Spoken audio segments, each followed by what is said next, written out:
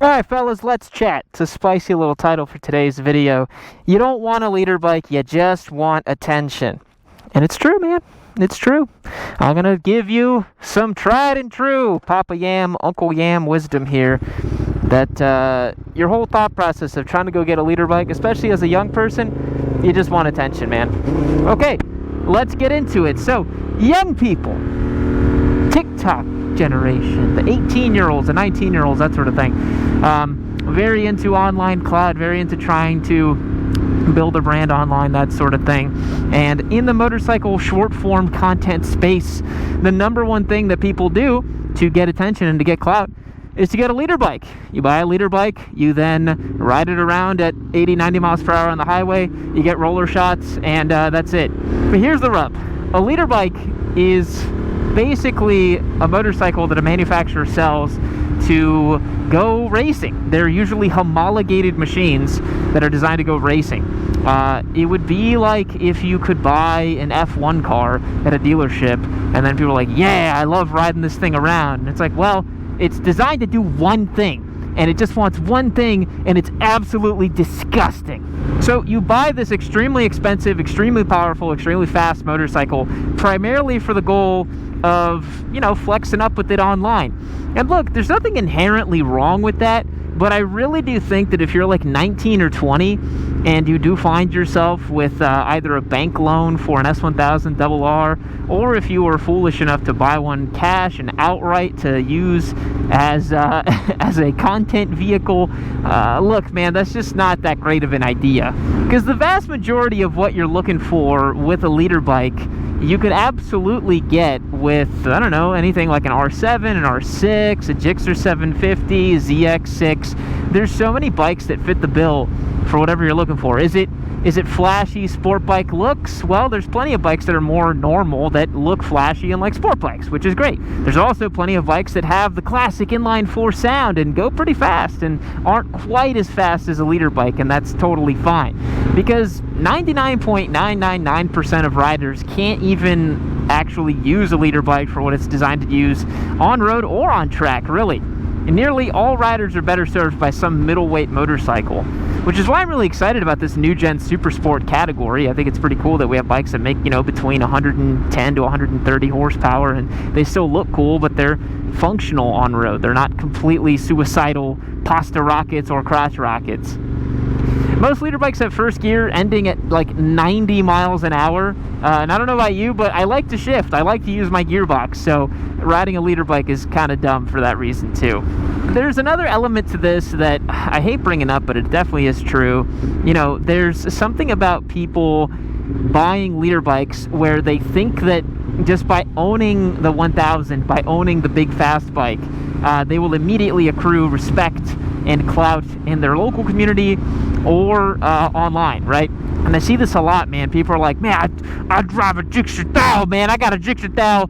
I'm that guy. And it's like, well, unless you're cutting up expert level lap times, you're not that guy. Unless you're riding to an inch within its life, you're just not that guy, pal. You're not this big bad 1000cc rider that you think you are. Because here's the funny part. Most manufacturers make these machines so that, you know, dummies like you who go and buy them can actually go down the road safely without killing yourself. Most of these bikes that make upwards of 200 horsepower have really nicely controlled electronics to make sure you don't kill yourself. And they let guys like me on track pretend like we're, you know, Top Rack or Marc Marquez, and we're able to ride them a little bit quicker than we normally would because of all those electronics. That's actually why they're there. A nice trickle down is that they end up being nicer and easier to ride on street too. Because if you are a big bad motorcyclist like you think you are, and you don't just want attention, well, then you'd get a Turbo Hayabusa or an H2 or a mid-2000s leader bike with NOS, because that's actually the real deal fast stuff that requires a steady hand to actually operate.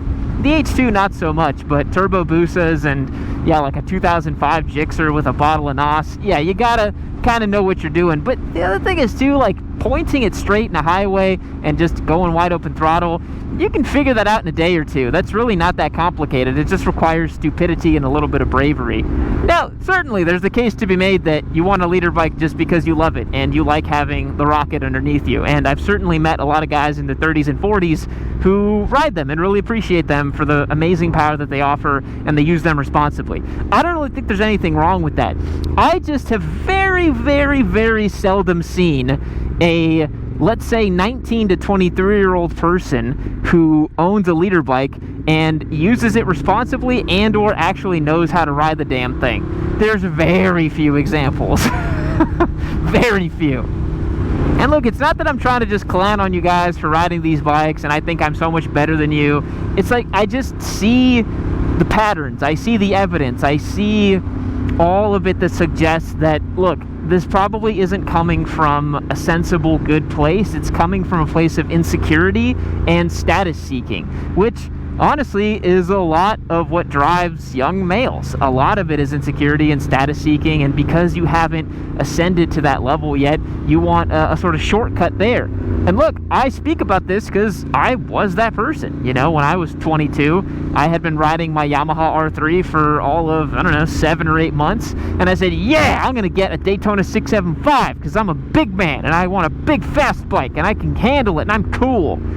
And sure, I didn't necessarily die on it, but it also led to some very bad decisions and poor judgment calls and all that sort of thing. Because when you're like, 21, 22, you're out on your own, you haven't made any real money yet, you probably aren't married, you're trying to like get girls, like you're doing that classic thing that a lot of young guys do.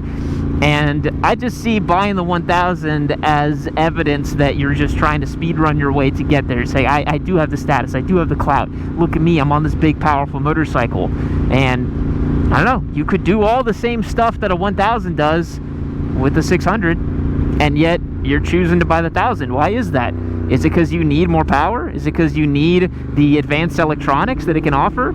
Or is it because you want the status of it and the bank approved you for a predatory loan to go and buy one?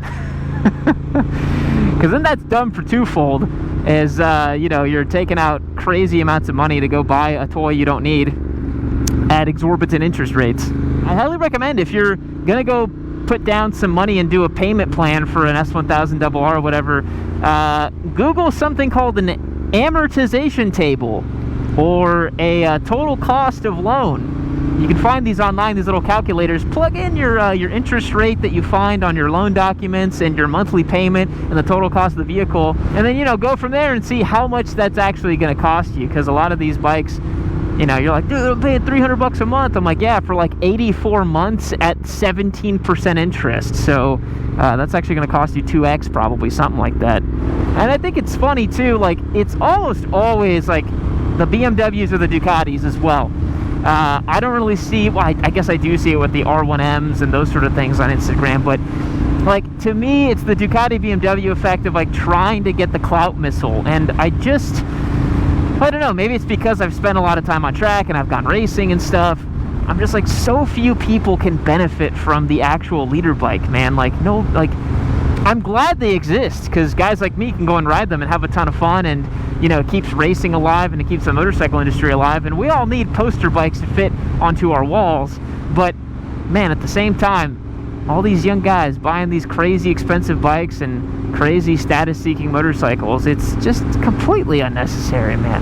And you just want attention, and that's cool. You want to speed run your way to status and success, and I think that that's a very fair feeling that you have, and it's a valid feeling. How about that? We'll validate your feelings here on the ME Noob. We'll make you feel really good about it, So I don't know, drop me a comment if you're 19 or 20 and you have a leader bike.